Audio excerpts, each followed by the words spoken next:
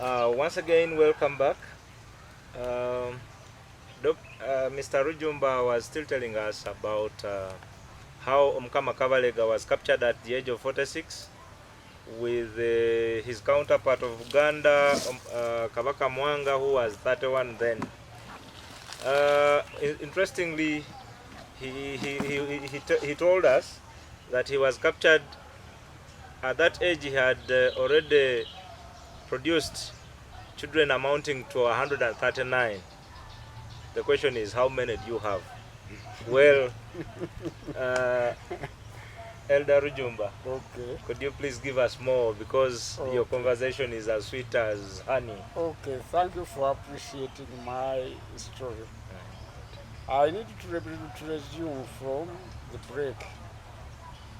By the time we had we rested, I was on a point where Kabalega and Mwanga were captured. They were captured at a place called Kangai in the Dokolo of Langu district. It was currently Lira district. It was 9th April 1899, after Kabalega had spent 8 years engaging the British colonialist army in a guerrilla warfare. When these two kings had been rounded up, they were captured. They were taken to exile at an island called Seychelles. There are some people who tell a lie that Mwanga and Kabalega were exiled at Seychelles, Victoria. If you hear of such a statement from anyone, dispute it as a lie. The fact being, these two kings were exiled at Seychelles. Seychelles is in the Indian Ocean, yes. to the north of Madagascar. It served as a prison for the British. In their horrible process of colonizing African countries, if they could come across any king and that king resisted against them, that king would be captured, only to be taken in their usual prison for exile. So apart from Kabalega and Mwanga, there are other African kings that had already been exiled there, because it was their usual prison. Say for example, King Ashanti of Ghana was also one of the kings exiled there because he resisted against colonialism. King Sultan Muhammad of Somalia was also captured and exiled there, and many others. So Mwanga and Kabalega, having been taken to exile, and Seychelles, the exile lasted 24 years. Kabalega survived all these 24 years. In other words, Kabalega lived this period of 24 years without dying from exile. But his fellow king Mwanga, died shortly after a period of only 4 years. Mwanga died 8th May 1903. Mwanga's body was later brought back in his kingdom of Uganda for burial, while Kabalega waited for the completion of 24 years at Seychelles. Finally, at the end of 24 years, Kabalega was also released when he was aged 70. They chartered a ship which brought Kabalega from Seychelles up to Mombasa. And later, Kabalega was brought up to Jinja. Reaching Jinja, Kabalega is said to have died of heart failure associated with influenza. He reached a certain place shortly after leaving Jinja. As he breathed his last, there is a word which he cried out in his mother tongue. He simply said, "Mpumuire." That last word, "Mpumuire," which literally meant "I have rested," it caused that particular place where he died from to be known as Mpumude. Mpumude is a translation from Mpumuire. Bunyoro word. We have a pronunciation of this particular word which is slightly similar to that of Lushoga. While the Bunyoro say Mpumuire, the Basoga have it as Mpumuire. It would have gone on being called Mpumuire in Lusoga. But simply because there was a predominance of Baganda in that area. It were the Baganda who were controlling that part of the land. So the word never went on being known as Mpumuire. It was Mpumuire. The man, the king, the brave king I'm talking about died 6th April 1923. It's now exactly 102 years ago since he was buried here at Imparo, a place which is visited by very many people, which I would also want you to go and you have a look inside there. After having entered the burial place of Kabalega, you'll be able to see the traditional ways followed by Bunyoro in burying a king. True.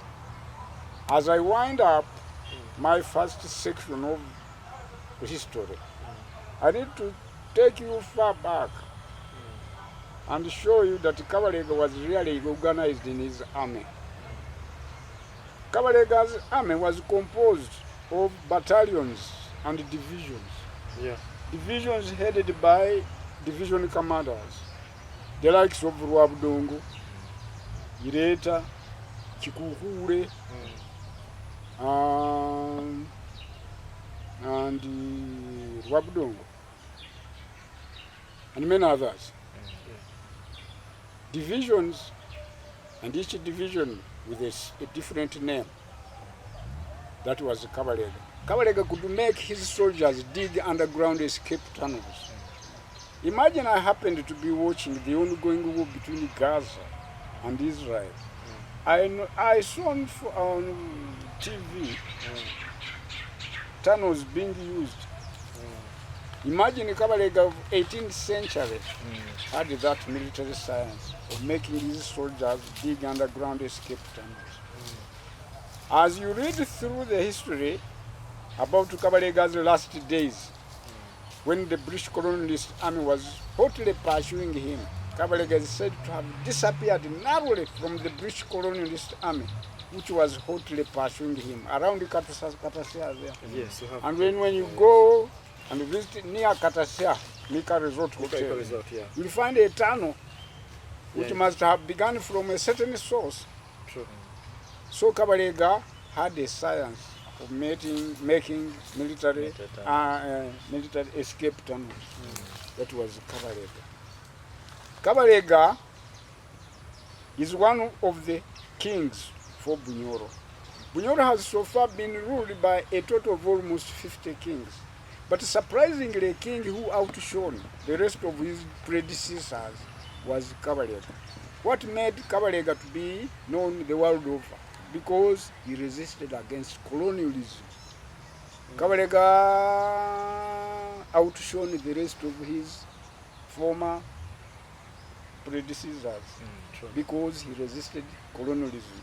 Kabalega's history is read the world over. Even when I'm this place, I receive groups of whites. As soon as I start talking about Kabalega, they say they have ever read about him. So many people have read or heard about Kabalega. What made Kabalega to be more popular than the previous kings? It was because he resisted against colonialism. Fighting against colonialism for 8 years, it made him more popular. Kabalega is one of the kings we remember, we the Bunyoro do remember, with great respect and pride. Kabalega's history, his deed went into the annals of African history as one of the greatest heroes of Africa. Yes. More especially with the Bunyoro, we should be proud of this great king. Absolutely. I've heard our President Museveni talking about our former king, Kabalega. Highly. Even Amini used to talk about Kabalega, about his bravery. I'm really today impressed to see a group of young men with an interest of documenting this story in order to amplify our history so that it may acquire greater image, both nationally and internationally. True. I'm really impressed. We're Thank truly you. grateful. Keep it up. Please. And And it's at that point that we implore our schools currently here in Hoima City, in Hoima District, in Bunyoro Sub-Region. Remember, we are trying to ensure that we prepare ourselves for AFCON, and how best do we promote tourism in our region in preparation for AFCON. And the only way is to empower our schools, primary, secondary, and the various institutions around to ensure that they visit this place. Because let us not only keep reading books, but let us come on site. A number of schools organize tours over time, but most of the time the tours they organize, they go outside Hoima, outside Bunyoro. That wouldn't be bad, but the question is, have we visited the tourist attraction sites within our place? The answer would be no. You will ask a number of children out there. They've been to various places all over Uganda, but they do not know what is happening in the backyard. So I request wholeheartedly school directors, teachers, head teachers, please come over here, get history right from the source. I'm telling you, you may not be in position to get all on camera, but once you get here, there is a lot of knowledge here. Don't afford to miss out. Please come to Mparo Tombs. Elder Rujumba is here, very hospitable, very articulate. I believe you will have gotten the best. Yes, and actually, add on that, thank you so much, Mr. Rujumba, for this wonderful information. Actually, we've been missing out a lot. Whatever or what we've been learning in class is not what is so much. So actually, they're giving us something small, yet a lot is out here, or a lot is there, and it is not what? Captured in the books they're giving us actually to read and likes. So, I therefore call upon our kingdom, or the people, the stakeholders in the kingdom, to really come out and teach our children, teach our students about the history of Bunyoro. Whatever we are getting in class is actually a tip of an iceberg. So please look into that. And one of these days we're going to actually get time and go to meet those people in charge, or those people in the palace, or maybe in the administration. Yeah, okay. So you have something you want to really give us, Mr. Richard? Positively, to add on your voice, Yeah. I go on to appreciating Fairway Media. You have come up with a good idea of documenting this history. You will be uplifting our history in a great way. You see, this Bunyoro, because of ignorance, some people don't know the value of our cultural heritage because they've never taken interest. There are some people who come here for their first time. It's when they begin to realize.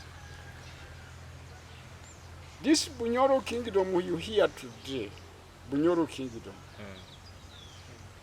is a very old kingdom, so old that it dates far back. It has emerged from a very early date. It is so old and so big, it used to be so big and so old that it was at one time regarded as to be the strongest and biggest kingdom in the east and central of Africa. True. This kingdom I'm talking about was at one time known as Kitara Empire. Kitara Empire used to be a huge chunk of kingdom. It was so huge that it would extend its borders up to Karagwe in Tanzania. True. It would border with Kenya in Kavirondo. This Kitara Empire I'm talking about would border with Rwanda, Congo. The Ituri forest you hear of was part of the Kitara Empire. I happened to go in Congo, 1995. You see, partition of Africa is really very funny. It so happened that as when the process of partitioning Africa was taking place, you'd find one tribe being split in two. Yes. What I saw in Kenya, I saw it in Congo also.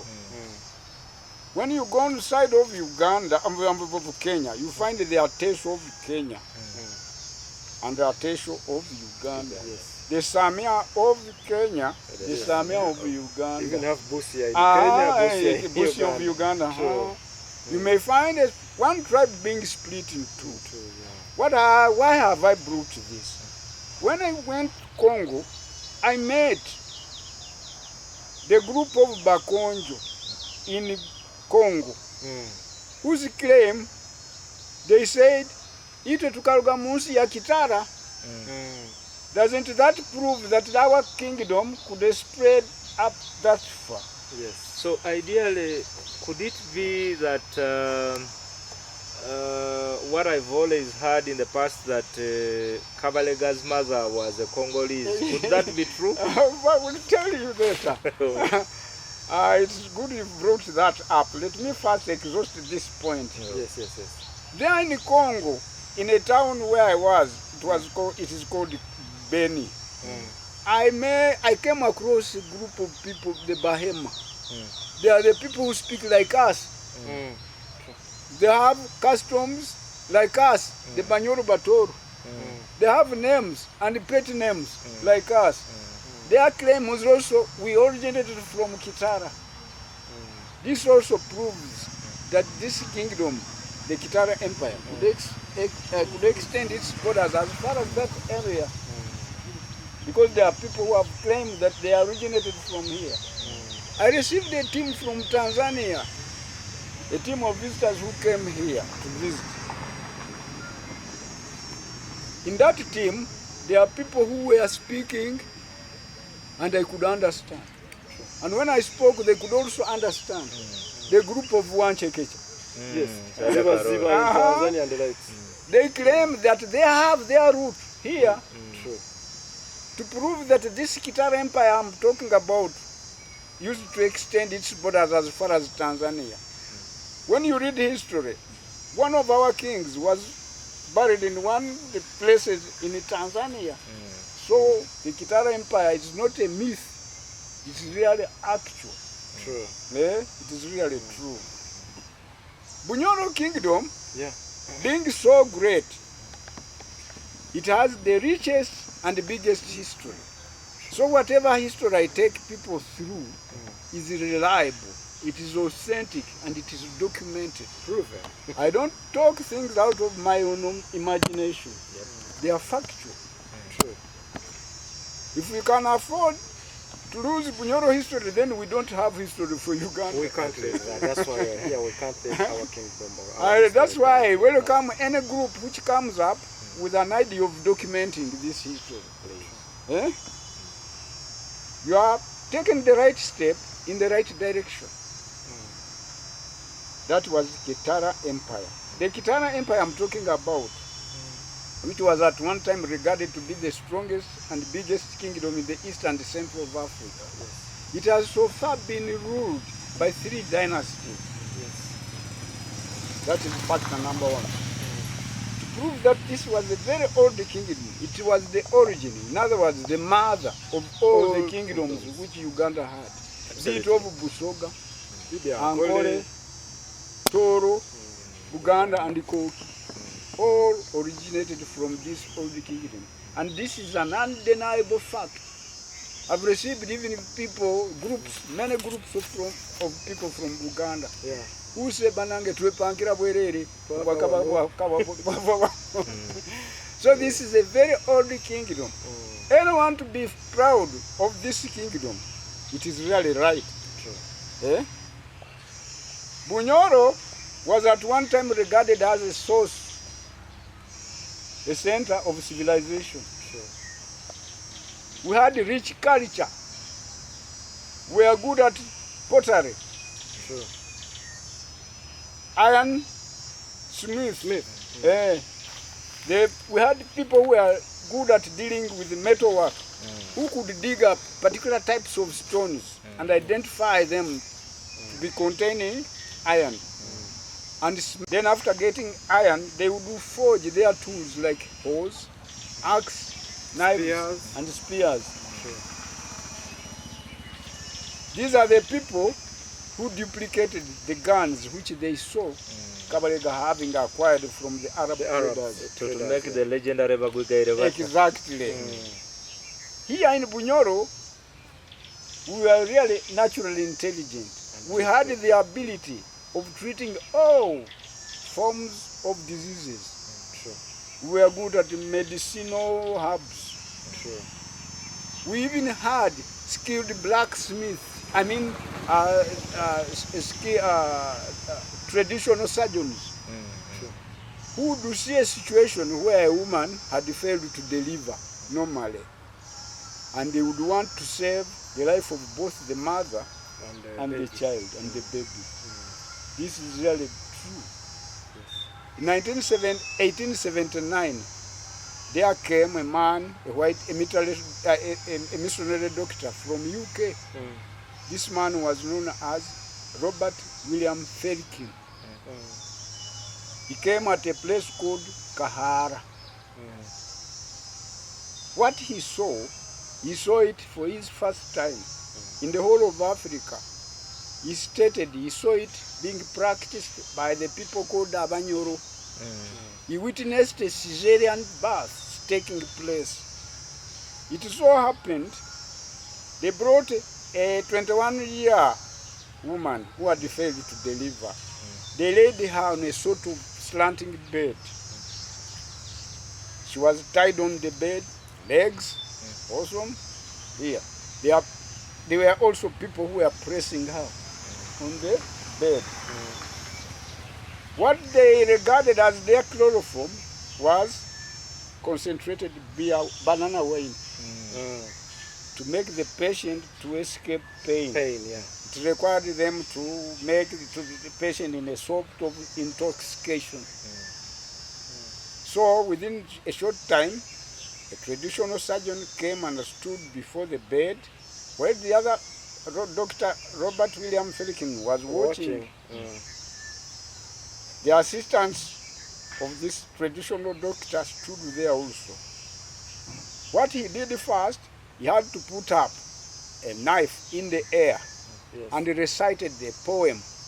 This poem was aimed at bringing about a medical result, a successful medical result of his operation. After reciting this poem for a short time, then they saw the man lowering the knife down below the umbilical cord. He made a reasonable incision. He opened the abdomen. He reached the uterus. He opened it reasonably. He inserted his hand. He removed the baby alive. Not only that, he removed the uterus. The placenta. They were even good at stitching.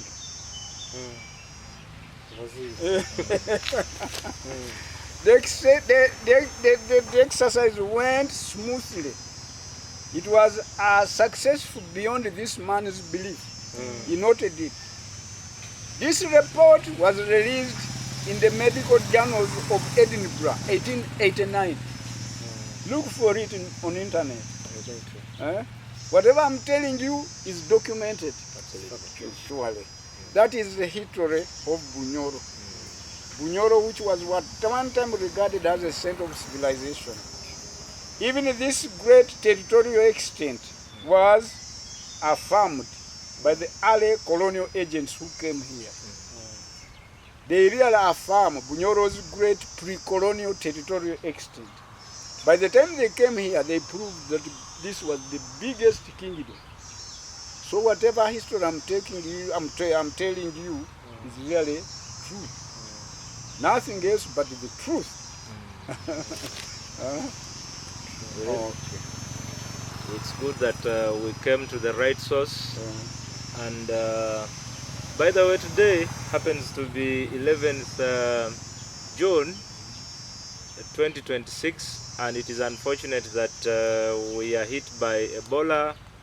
There was supposed to be a coronation day, Empango celebration, but nevertheless, at least we visited one of our cultural sites, and we are humbled that we met Elder Rujumba.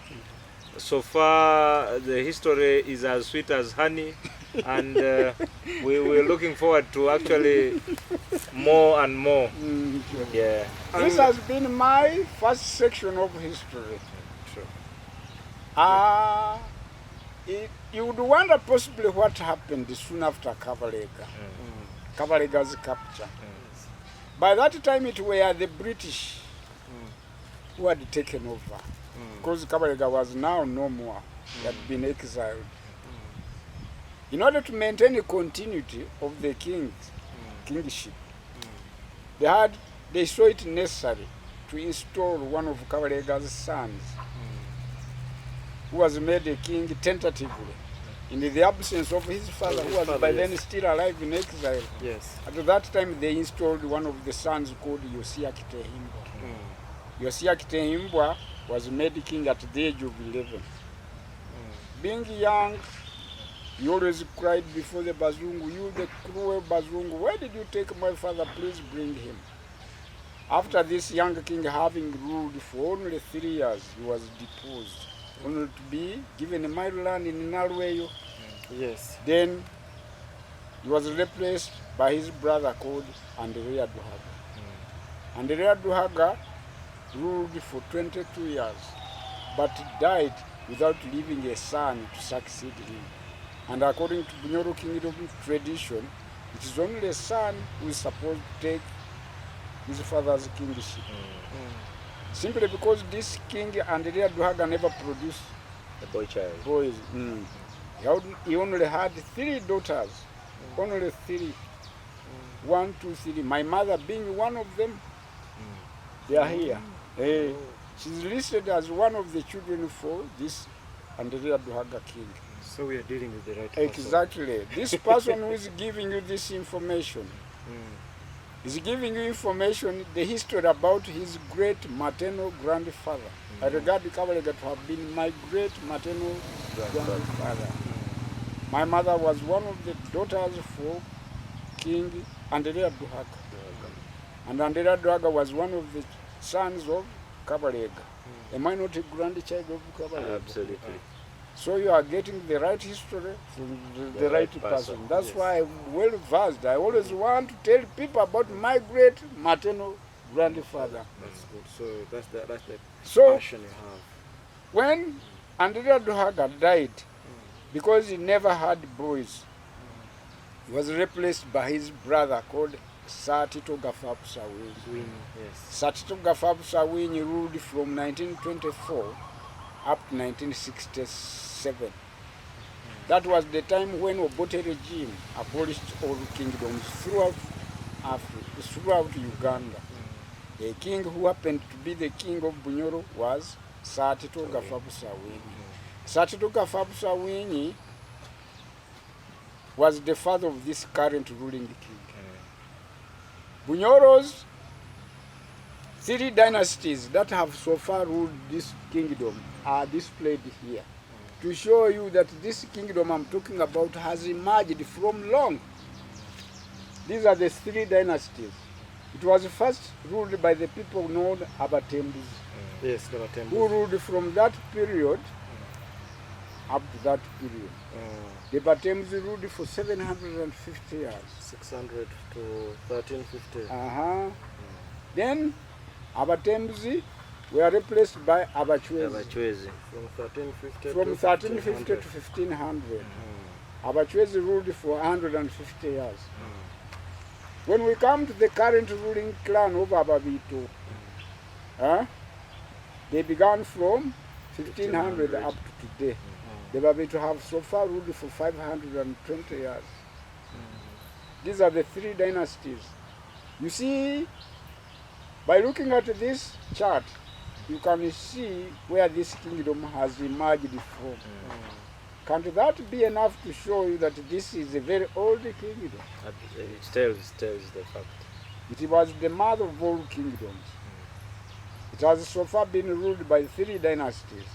Now, what is important in this? The first list of the Batems dynasty was composed. The first dynasty of the Batems was composed of 19 kings. Yes. When we come to that of Bachwezi, they ruled shorter, therefore their number of kings were fewer. They were only 3. Yes. You'll go and be adding. When we come to the current Babito dynasty, beginning from the first one up to the current ruling king, the total of Babito kings has come to 27. When you add up, Bunyoro has so far been ruled by a total of almost 14. There are 49. Yes. 49. But Kabalega came up with the greatest history because he resisted against colonialism. This marks the first section of my history. Then, as I wait to take you to add on my second section. Actually, our dear viewers, we are going to take you through step by step. We need to know our history step by step. Since the Batembuzi, actually these are believed to be the first intracaste whatever to rule and to inhabit.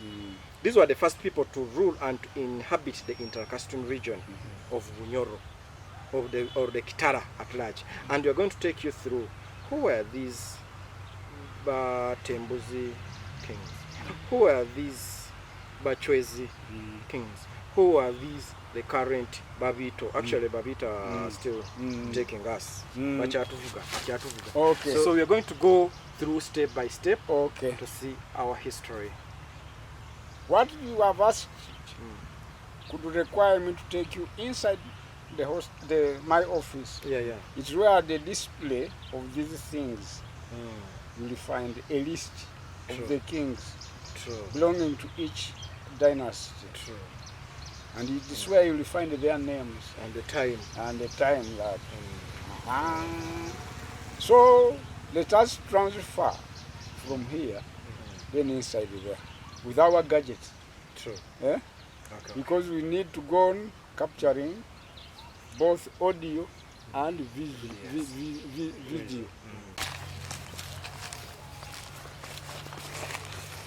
Actually, we're taking you office so that we can really have a look at our king, the time. We got in here to actually take a look at the 3 dynasties that have ruled Bunyoro since its inception. And our elder Rujumba is going to take us through. Please.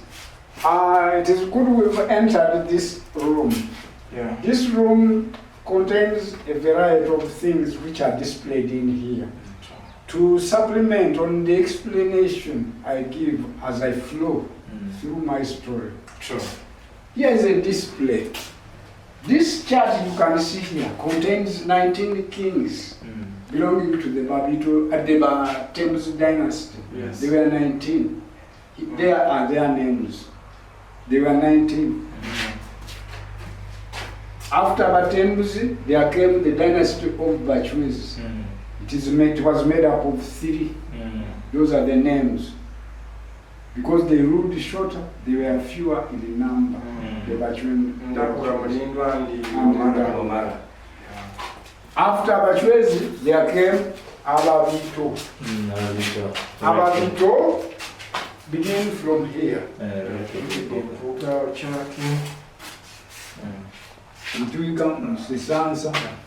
The 18th is there, the 19th is behind the door open. This one's Sanga. We have Dohaga 1. That means we have also Dohaga 2. That was Duaga number 1. Dohaga 1, yes. 1030. This was Duaga number 2. Okay. Kasoma.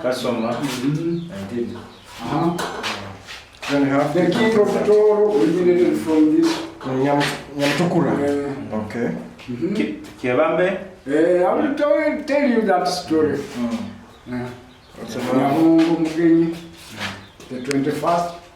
This was the father of Kabalega. It's a pity the photograph has faded, but I'm going to get a better one in the near future. That was the father of Kabalega. The mighty.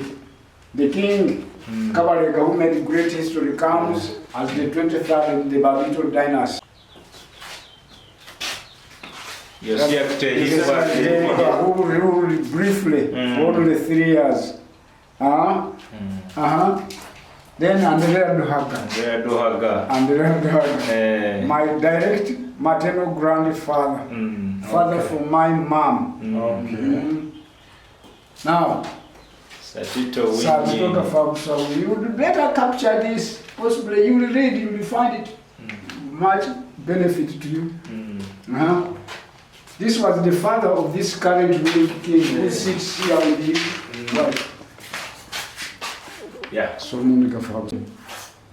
As I continue, I need to tell you the names of Kabalega's parents. Kabalega's father was known as King Kamurasi Kivange. The mother of Kabalega was known as Kanyange Nyamutahingura. I will tell you the meanings of these 2 names for Kabalega's mother. She was called Abori, who belonged to the Banyoza clan of Mwenge. Kanyange, she was given a Kanyange because of her brownness. You will agree with me with the Bunyoro Batoro, the Bantu tribe. Have a common name for these white birds in English, which are called egrets, cattle egrets.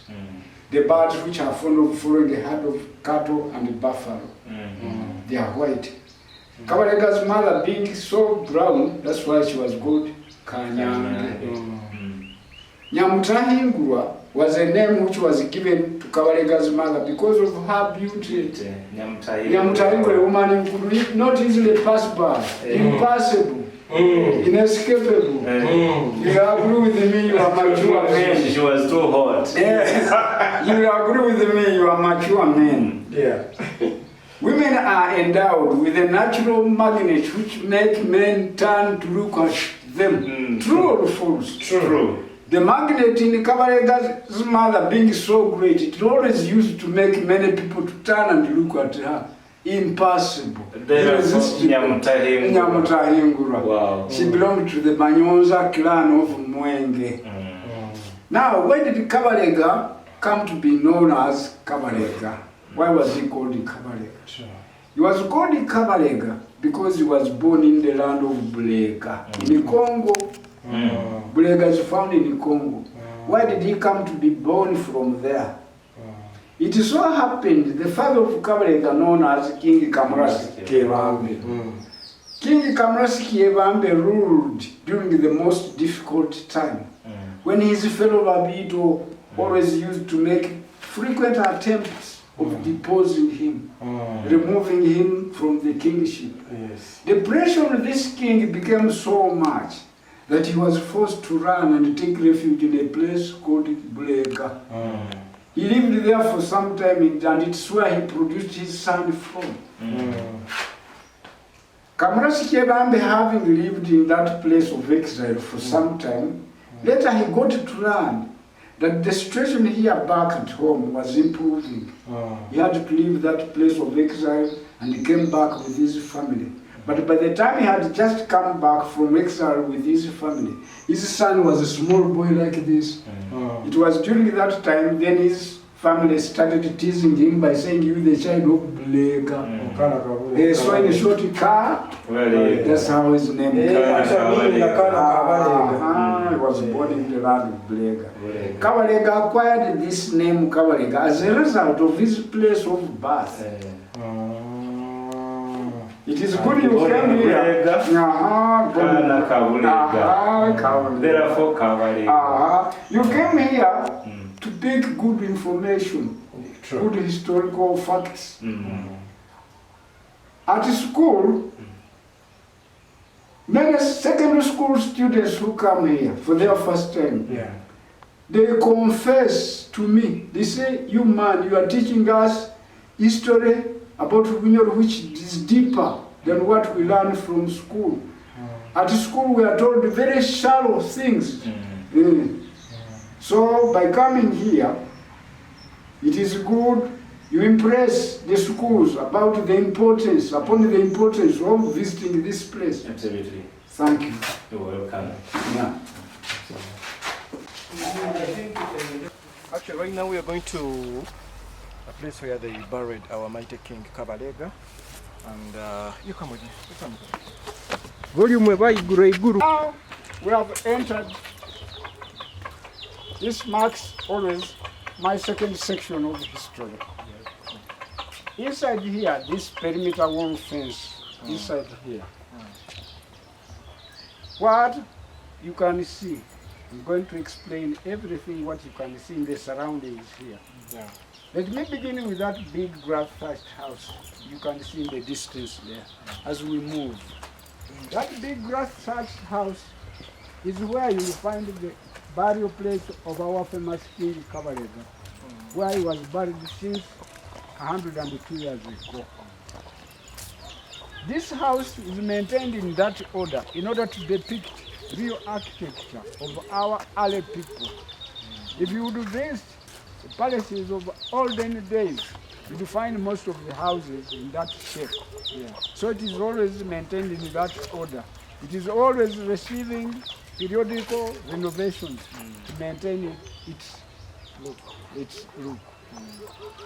These surroundings, I'm talking about these other graves. When you come to Mparo, basically it is only 2 kings that were buried here at Mparo. Though Bunyoro kingdom has so far been ruled by so many kings, as you have heard. Not all of them were buried in Mparo. As far as Mparo burial place is concerned, it's only 2 kings that were buried here. This Kabalega and one of his sons, Satitoga Fabsawin. You do wonder where the rest of the early kings buried. Traditionally, 2 counties, namely Buyaga and Bugangaiz, were always reserved for 2 functions, for coronations as well as burials. So most of our early kings were either buried either Buyaga or Bugangaiz. It is one of my appeals to make sure that the kingdom improves upon the royal burials in those areas, like what is done here. Now let me ask you, if you happen to go to those places, can we trace where they buried those kings? Go to Ngangi. Gangi. It's where you are likely to see what I'm talking about. Yes. And many other kings were buried in whatever many areas where Bunyoro extended its borders. There are some even in Buganda. The territories were taken over by Baganda as a reward for fighting against, fighting for the colonialists. Colonial government. Collaborating with the whites. They were rewarded our Bunyoro land. Exactly. Now, look at the other side, in the other direction. The first hut contains the grave for one of the wives of Kabalega. In other words, that was the mother of Satito. Yes. Next to that one, Yes. the other one on the extreme side Yes. contains the grave for one of the wives of Satito. In other words, that is the grave for the current mothers, for the current king's mother. Okay, this one who was living at Buchunga. Buchunga. Was buried here. Oh, I This side is for the queens, this side is for the kings. get. Okay. I repeat, only 2 kings were buried at Imparo Royal Tombs. All these other graves you can see around here, they are for Kabalega's close relatives of his close lineage. If you are not a Bubito, you can't qualify to be buried within this perimeter wall face. Okay. So they belong to the bracket of either relative in the category of children, grandchildren, sisters, brothers. In that order. No, there is a lady. Actually, she was referred to as Nino Mukama. She sat Kiriatet. Yeah. And she was called, actually happened to grow up from there. Her She grave was is called there. Mirika Nyatuoro. Nyatuoro, who came from Nyandongo there. Why was she referred as Nino Mukama? You know, It was Mukama, in Satito or in line with that? traditionally, Mm. a king's mother has got to be maintained. Yes. Though the actual mother may have died. When he died, when the mother, the actual mother of the king dies, in order to maintain the mothership of the king, they go to the maternal side Yes. and select someone in this lineage to maintain. To keep So up those this shows. woman you are talking about had been picked from Satito Winnie's maternal side. Even in that small house there, that pot there, there's a woman who has always been kept here, playing as a role for the wife of Kabalega. But because of health, he was removed from here. He went to his parents to be better.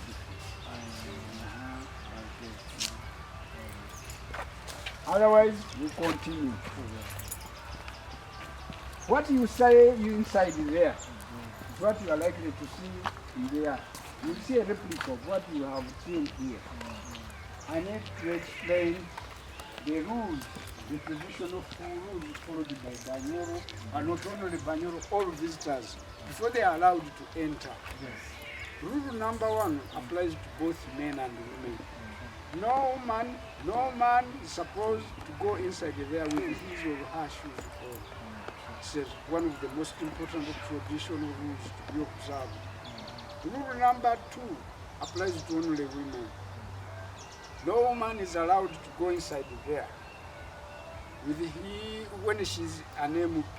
You know what type of member of parliament I'm talking about? Yes.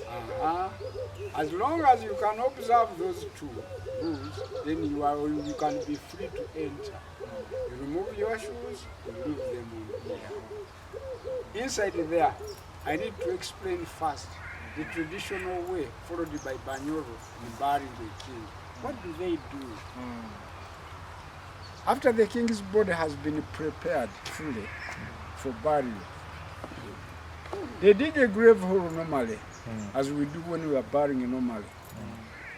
After the king's body has been lowered to the bottom of the hole, a king's grave hole is never covered with soil, concrete, terrazzo, it is no. They slaughter a particular type of cow. This must be a cow speckled with 2 types of spots, red mixed with white. It's this particular type of cow which is slaughtered, and then they get a skin from it. It is this skin which is used for covering on top of the king's grave hole, according to tradition.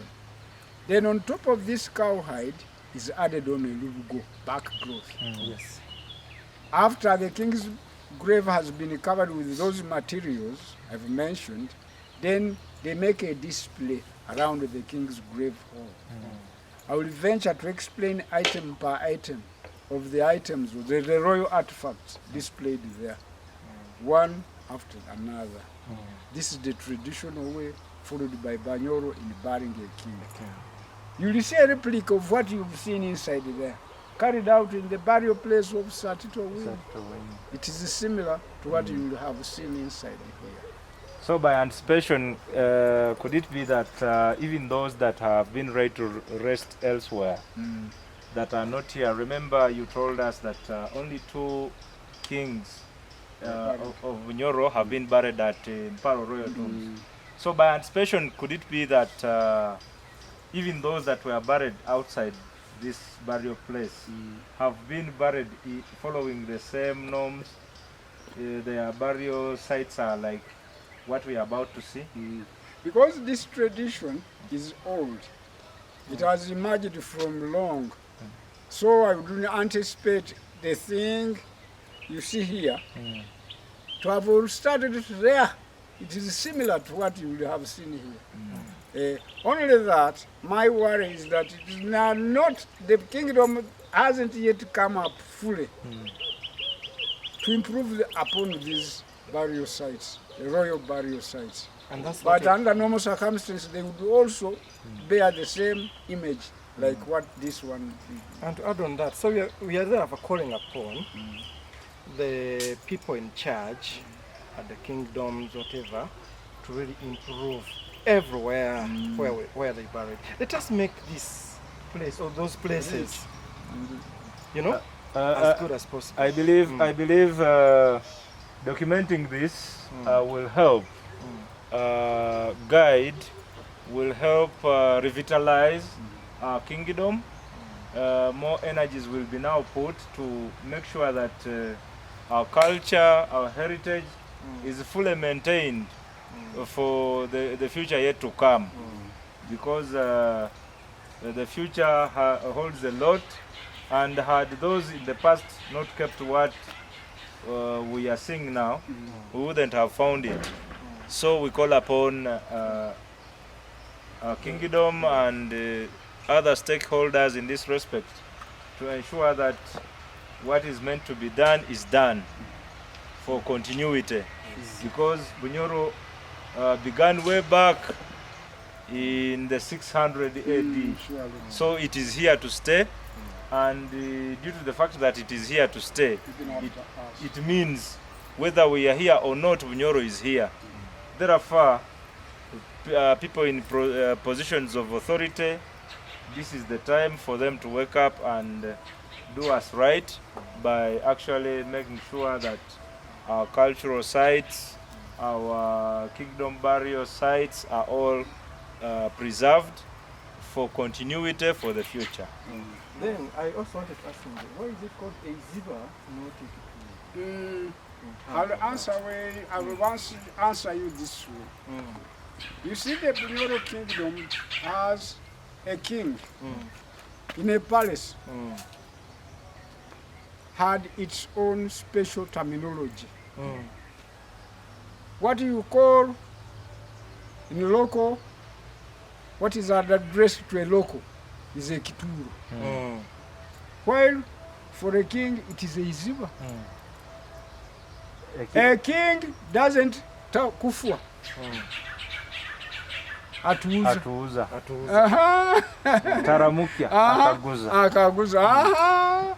So I will answer you by saying, it is good you bring those things up. It is good you have a bit of knowledge about the terminology used in the kingdom. I've answered you, I think. Yeah. So it is not a kituro, but a ziba. So, members out there, we are about to enter where the Kabalega's ziba or a final resting place. In Bunyoro, it is referred to as a ziba. So we are about to enter where the mighty Kabalega was laid to rest. Yeah. Okay. After having removed the ashes, I will go on with the explanation. I begin by introducing to you this man who is dressed in a white kanzu. He's a movito, he's called Kamurasi. He's one of my colleagues. He's in charge of people who come here, to receive people who come here. You see, we receive very many people who come here specifically for coming to carry out cultural rituals, cultural traditions. Yeah. The person who received those people is him, because he's a Movito. For me, I'm not a Movito. It's only So my you mother cannot- who was a Movito. This one, his role is to receive those people who have come here. Kukoro Kurama. People, a person in charge for those people is him. He's called the Kamras. For me, my work is to bring in here people who have come on a study tour, documenting things as you have come. As I've when I enter them here, I first do my explanation. This is the traditional way followed by Bunyoro in burying the king. You see this rectangular platform you can see here? It answers my explanation I was giving you outside. Yeah. In the center here, it's where the hole was left open. If you have never entered here, then you are seeing the actual burial place of where our famous King Kabalega was buried, and where his body lies buried since 102 years ago, in the center there. The first covering was of a particular cow's skin, added on with a lubugo. There is a ritual which takes place after the replacement of these coverings after a period of every 1 year, carried out by a cross-section of people charged with that task. I can imagine a king who died 102 years ago, and the Bunyoro didn't have knowledge of mummification, the preservation of dead bodies, like the Egyptians. So the body must have been reduced to bones. Or what the Bunyoro would do, as far as the preservation of a dead body was concerned, was for them to wrap the dead body in a bark cloth. But if you go in Egypt, you open up the pyramids of the pharaohs of the Egypt, you can find the dead bodies still preserved in a dry form, because they have mummification science. But here, we didn't have this knowledge, because civilization started in Egypt. Now, we're going with the explanation. The king about much I've been talking here was his picture. Another one here. He was putting on a cap. The cap, I'm sure he must have got from Arab traders. It has been preserved even up to today. It is there. That's exactly. Yeah, that one. It is there. The one which had been made of beads is beside that one, but it is in a rag form because of age. These baskets you can see here are used by a cross-section of people who enter here with the mission of carrying out cultural rituals. So ideally, on that actual point, which kind of people come in here to do rituals? They can be, it is cross-cutting in many tribes. I've seen Banyankole, Basoga, Batoro, Bunyoro, Baganda. They come here. You ask him, he can prove it. They come in here. A person who receives that group of people, From Tanzania. even from Tanzania. The reason as to why I asked, what is their motive normally? Would it be that people that keep around have tried to find out their motive or something like that? The motive behind, I gather, is that, you see, people have got a right of worshipping or in their belief. There are some people who come here purposely with a belief of appeasing their fallen hero. I'm not well versed with what they do here, but a person who is really placed in that position, who knows what he takes them through, it is him. But they come here with the purpose of appeasing the fallen hero, because they know they have an origin from this area. True. So it is incumbent upon them to periodically visit this place. And once they enter here, and they have gone the necessary rituals, Finally, they drop some money inside those baskets. That's why they are placed here. Oh. That's why you can see some of these baskets containing some cereals in form of millet, sesame, etc. And these gourds in the form of calabashes, and they are also used as part of a traditional ritual. Now we'll go on with the explanation as you move. Let's extend it this way. The spears, the very spears. Finally, before we leave this place, I would prefer any one of you to hold one of these great heroes' spears. You hold it with your left hand, your right hand, while the left one holds a shield. And you will pose as an ally fighter. Every time you have a look at this picture, it will always remind you that you were at one time here. Yes. That is an act we will do finally as we leave this place. But in the meantime, allow me to explain to you further things. The shields. Engabu. Engabu. These were the very shields which date back between 100 to 150 years. They are so old. This one was made of hard type of wood. Another one from woven material, but tough enough to resist the impact of the arrow and spear, not a bullet. The drums, the stools you could relax on, the ankle bells, not for dancing with. These ankle bells were used for placing on his two legs to alert people about his coming. You'd hear him from a distance and know that it was him coming by this clanging. It is the king. The king only, to alert people about his coming. He was fond of playing indoor game, an indoor game in Bunyoro Troll which is called Orusoro. In Uganda, Omweso. And the Ingiri was one of the musical instruments that could entertain him. More smoking pipes of his, other smoking pipes of his are there. I mentioned the early Bunyoro were good at dealing with metal work. These were the hoes the Bunyoro would dig with. Hand hose. No, not hand hose. They would get a sort of wooden carved handle, carved in this way, to tie on this one.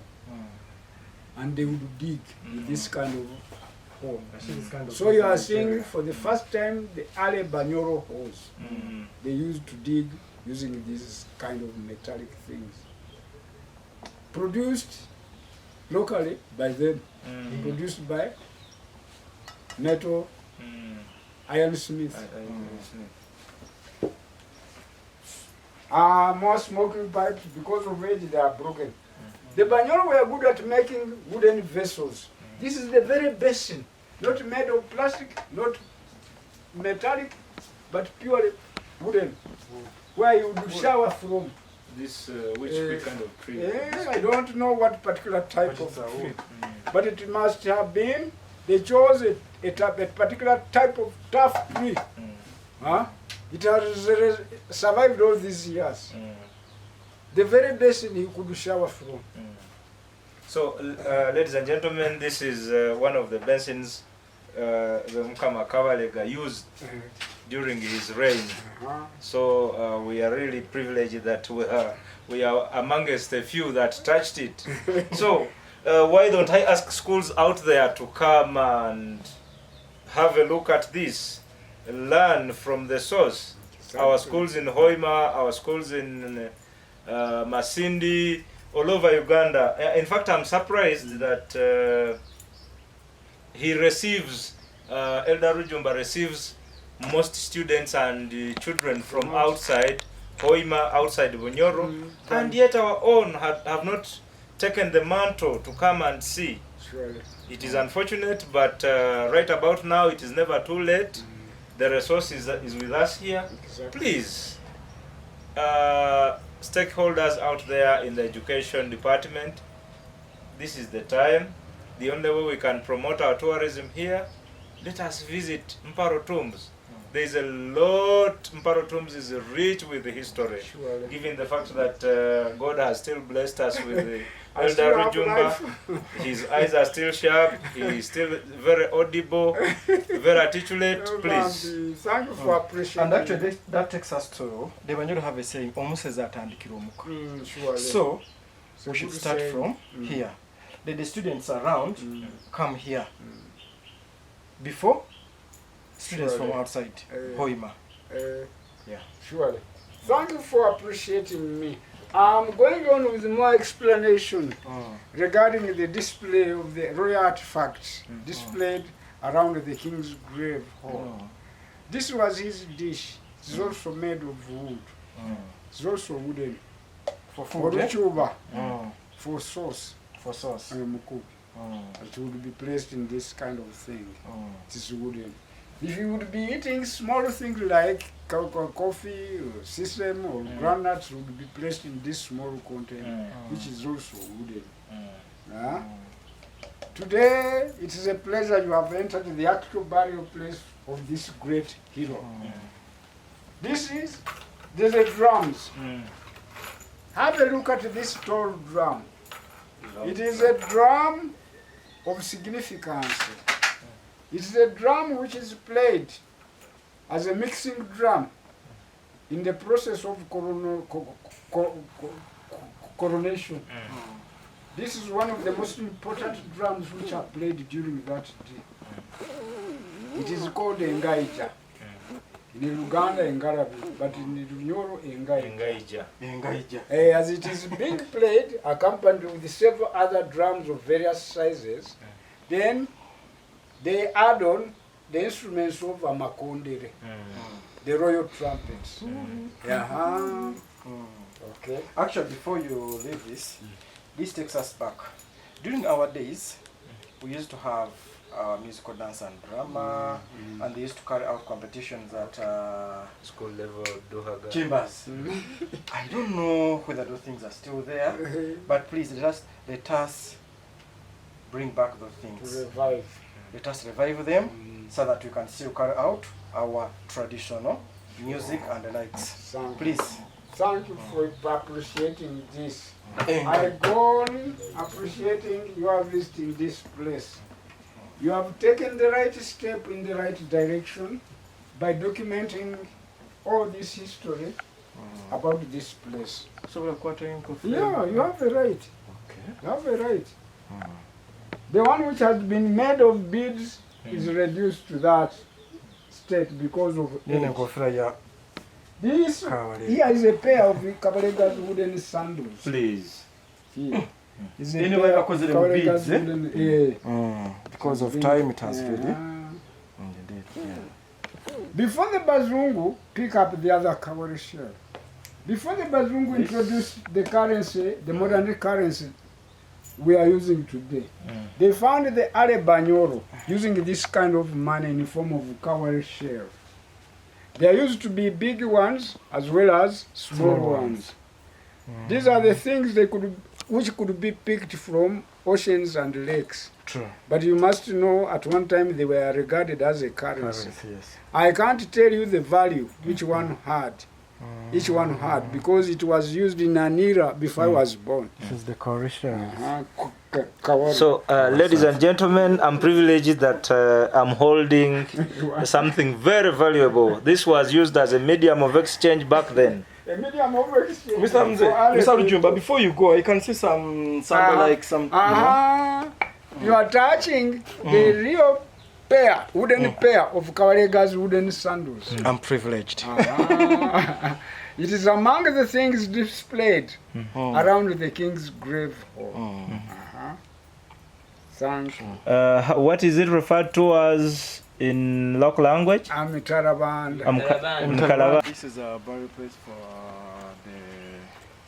the King Satito Winyi.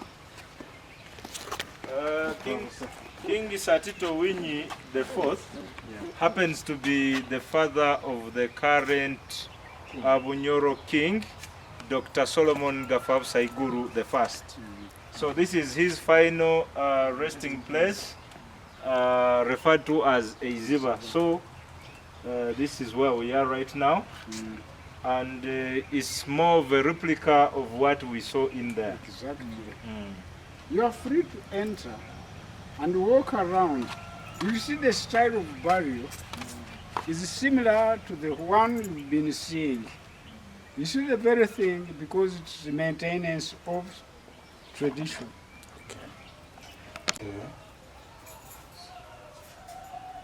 So now you can walk around why?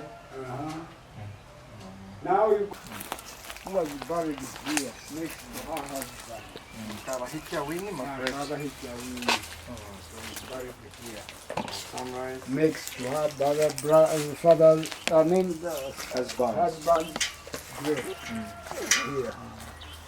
1986. After the judge was here. Okay, recently. Now, follow me this way.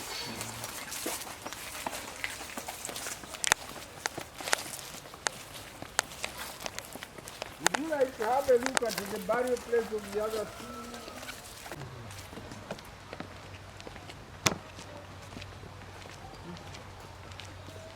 You can open.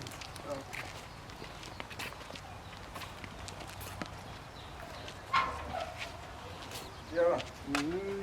You see, this is just an ordinary grave. Because Showing The grandmother the of the current- grandmother of the current king. Yes, yes. This house, Grandmother Milka Nyatuoro, Mugufa. Actually, this lady, I happen to have a chance that I grew up under her custody and likes my brothers, my mother and everything, so I'm attached somehow to her.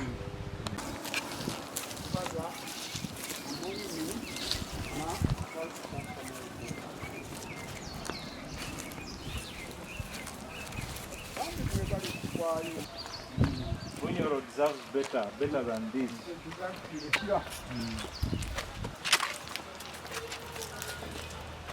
So, ladies and gentlemen, we are at Sir Samuel Baker Monument here at Imparo Tomb, and it is also a point that holds a lot of history, awaiting Elder Rujumba's explanation. Yeah. so gentlemen, I came from Fairway Media. I brought you to the last and the third section of my history.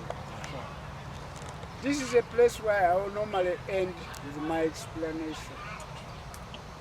This thing you can see here, painted in white, in the form of a cake. Yes.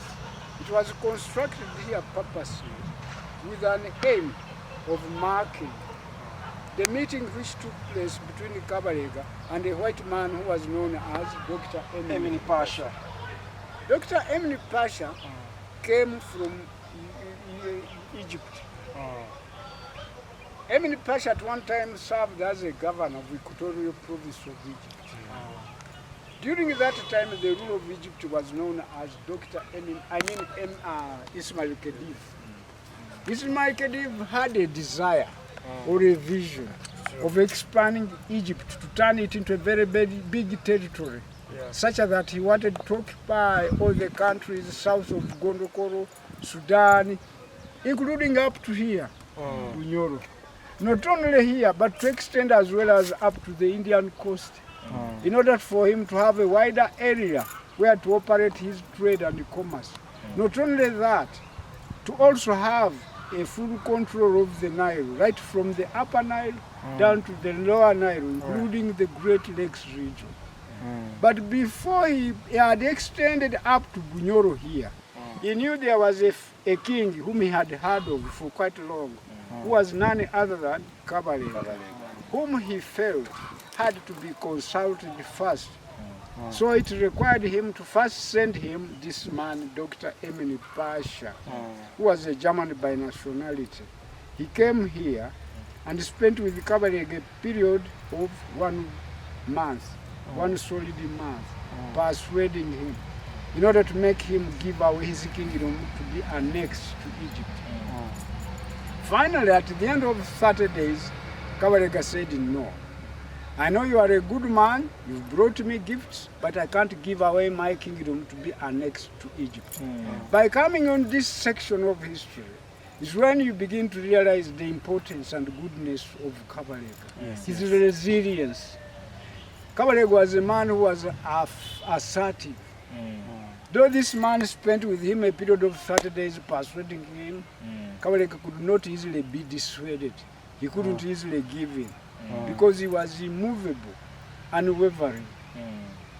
He was a type of man who always defended what he wanted to protect. Imagine if he had given in to this man's persuasion by giving away this kingdom to be annexed to Egypt. All this area would have belonged to which country? To the Egyptians now. The oil resource which Uganda intends to enjoy in the near future would by now have belonged to which country? Egypt. It would even probably would have been enjoyed already. Yes, exactly. This is when you see, by coming here, then you begin to know, to realize the goodness of Kabalega. Kabalega, by fighting against colonialism, he was protecting his natural resources, which would have by now already have been plundered. So that was Kabalega. I want to give you the explanation which Emini Pasha gave Kabalega when he met him. He said he found Kabalega to be a man who was not fond of begging. The atmosphere or the hospitality between Kabalega and his visitor was that one which was very good. To begin with, Emini Pasha came with a very good approach, which was befitting a king. He had respect for Kabalega.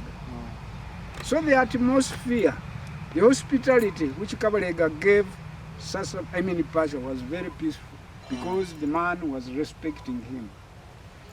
Finally, firstly, he talked about Kabalega. He found Kabalega to be a man who measured 5 feet 10 inches tall. That was the height of Kabalega. It is equivalent to 178 centimeters. That was the height of Kabalega. He said he found Kabalega to be a man who was not fond of begging. He goes on to describe, he said he found Kabalega to be a man who was friendly, talkative, and flexible. Kabalega, you would wonder which language Kabalega was using with his visitor. A man who had never gone to school, but having hosted the white man for 1 solid month. Kabalega had no problem of communication. The time he was with this man, he was fluently conversing in Arabic because he had acquired the good knowledge about Arabic from the Arab traders. Kabalega could as well speak Swahili, a language which he also picked from the Arabs. So the visit of Samuel Baker didn't have any difficulty of communication because they were communicating fully.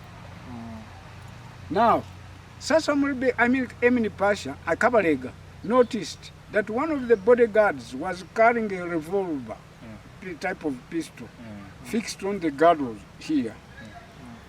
What Kabalega did was to request for permission to hold that pistol. Permission was granted for Kabalega to hold it, to have a close look at that pistol. When he had held it for quite a period, he dismantled it in parts. After a brief moment, he put it together and gave it back to its owner. He wanted to show them that he was really versed at dealing with different types of guns. The man goes on to describe Kabalega, how he found him. He said he found, let's go under the shade. He said he found Kabalega to be a man who measured, having dismantled the pistol. Having dismantled the pistol. And returned to the He found Kabalega having wrapped his body with a back cloth to the level of the breasts, leaving bare his shoulders and arms. Emini Pasha noticed that Kabalega had huge muscular arms. On the right one, Kabalega at that time wore a metallic bang, a chikoma. On the left one, he wore a root charm in a Nyoro Rugisa.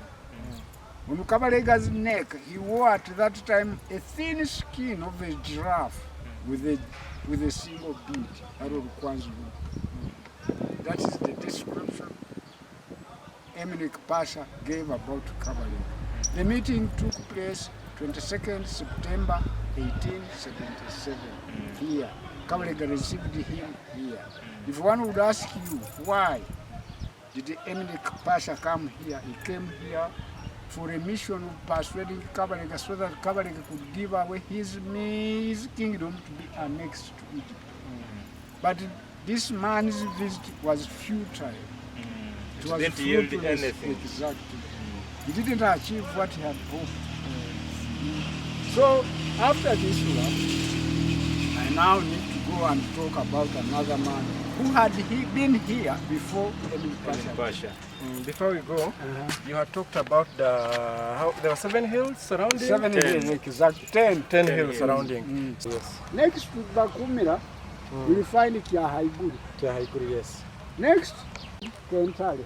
And another one is Ramburi. Pamba. I think you are counting. We come here, there is Kabindi, Kinoni, Isogoire. Isogoire is also there. Is a very pointed one. Go to the peak and the grant had failed to achieve. Speak and the grant at one time had an aim of looking for the source of the Nile. These people moved downstream. They came from its end moving down, but aiming at seeing the source of it. In the process of the expedition, they became sick and tired and abandoned the expedition before they had seen the source of the Nile and gave up. Therefore, Samuel Baker came.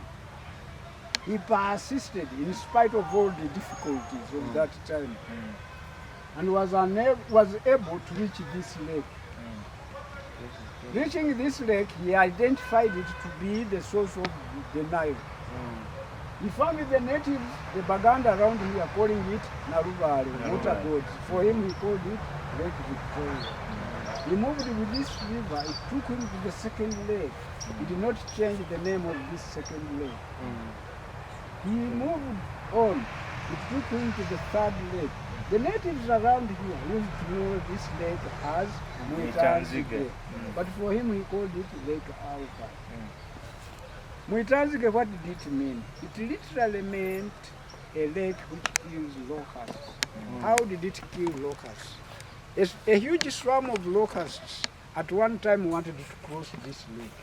And you know locusts have a habit of having flown a long distance. They normally want to settle down and rest. In the process of crossing, as they rested, they all rested in water and perished in a big number. So the natives said this is a lake which kills Muetanzige.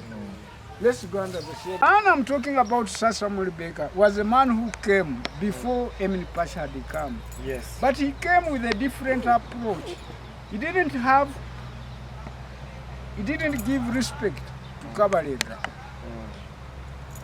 He used to do many things deliberately aimed at annoying or provoking Kabalega, as you will hear.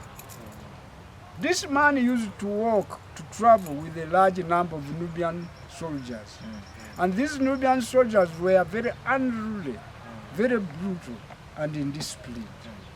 The short time he was here, when Sir Samuel Baker met Kabalega, he said he had come to fight against slave trade.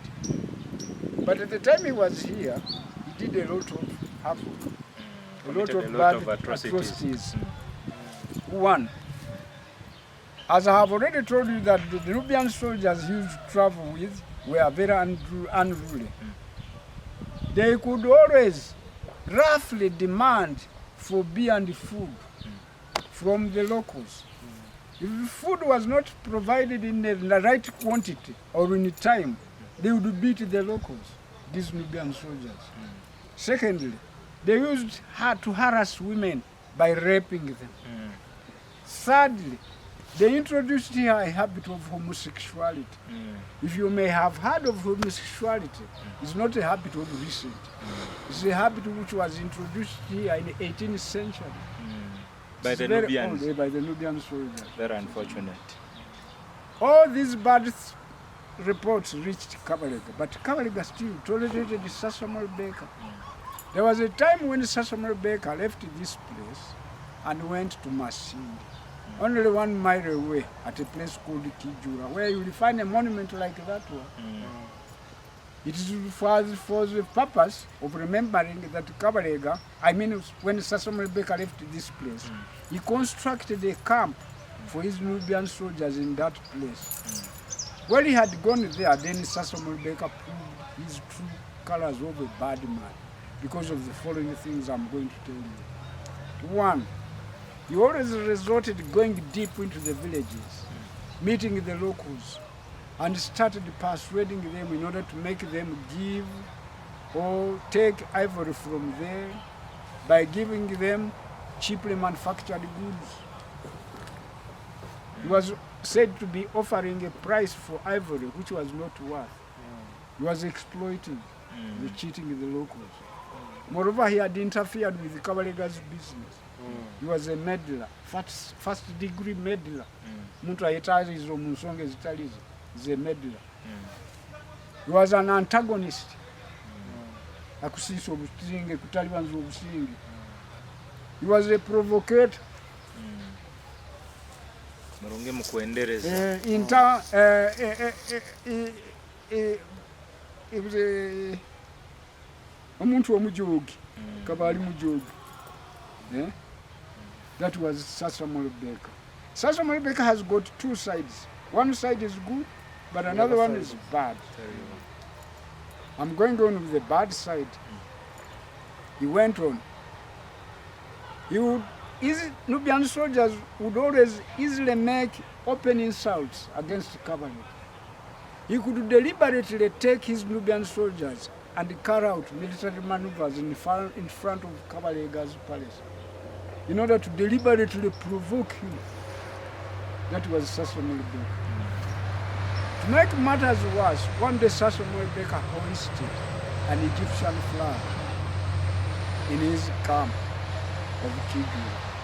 It was like indicating to Kabalega that now this entire kingdom had belonged to Egypt. He did this without the consent of Kabalega. It disturbed Kabalega so much that he called a meeting in his palace to try to find what he could do with this stubborn speak, Sasamol Baker. And the moment Sasamol Baker realized that there was a meeting taking place in Kabalega's palace, he brought his Nubian soldiers who surrounded Kabalega's palace and later burnt it down. You can see the provocation of the highest order there. It caused Kabalega to run and to take refuge in a place called Kibona. Still in Masini. There at Kibona, then Kabalega said, enough is enough. I've been provoked enough. So it is high time I acted. He gathered his soldiers in as big a number as they could, with an aim of going to surround Sasamol Baker's camp in order to capture, possibly to kill him. By the time they reached there and had surrounded Sasamol Baker's camp, they found the man had already escaped. The fool had already escaped the previous night, the previous evening. It's where this saying originated from. What did it literally mean? You may try to surround an area with a name of capturing someone inside there, to lay siege of a certain place with a name of capturing someone there. But simply because you don't find him there, simply because the Bunyoro didn't find him there, it was like finding there dried banana leaves.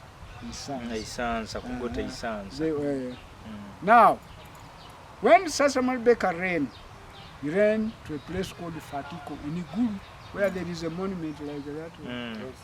Fort Fatiko. Fort Fatiko.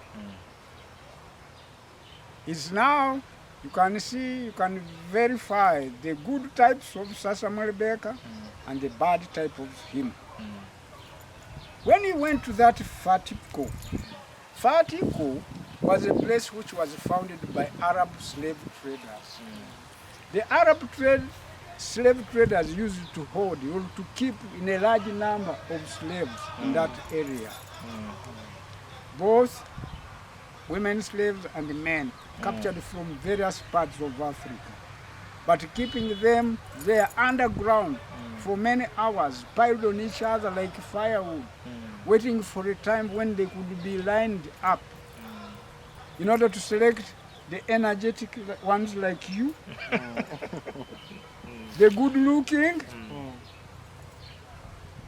the weak ones, the ugly ones would be decapitated with a machete. Their bodies to be thrown over to the ravine only to be fed to lions. Those were the horrible acts of cruelty committed by the Arab slave traders in that place.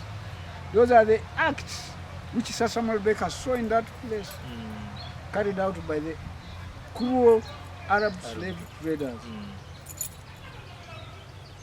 As if that was not enough, the journey for yoking these slaves one to another in a long line started. Walking from here, spending months to Egypt. In the process of walking, if any one of these people could show signs of weakening, becoming weak, in order for them to save time, they would just come with a machete and they slash off your head. You'd be beheaded, and your body to be left there. The rest of you would continue. All these are the bad things which Sir Samuel Baker saw in that place committed by the cruel Arab slave traders. When Sir Samuel Baker saw those things committed there, he felt touched. He had to go back in his country, UK, and sought permission. He said, Queen, I want you to go to allow me to go back in Africa, to facilitate me to go back in Africa, so that I can fight against slave trade. Indeed, permission was granted to him. When he was fully rearmed, he came and confronted the Arab slave traders in that area, and he conquered them. Isn't that a good side about Absolutely, absolutely. So you can judge. He had a good side and a bad side. He had good sides of him which could be remembered of him, and the bad things which we shouldn't remember about him. That was Sir Samuel Baker. Imagine, women slaves would be made to grind tons and tons of millet until their fingers grew sore. Well, a lot can be discussed, but nevertheless, stories can never be told in a single day. Exactly. We commend you, Elder Rujumba, for the history given to us. We can assure you that we shall keep coming. Don't get tired of us. We shall always come. We need really to commend the kingdom for having kept this place around, and we ask them to actually do much more, because Bunyoro deserves better.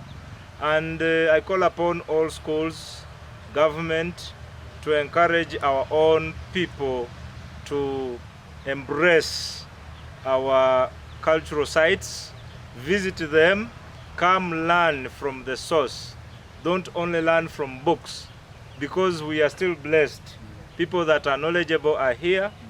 They are very much willing to tell us, to take us through what we have always just read. So schools out there, here in Bunyoro, and those outside, those that have come, big up on yourself, and those that have not come, it is a shame.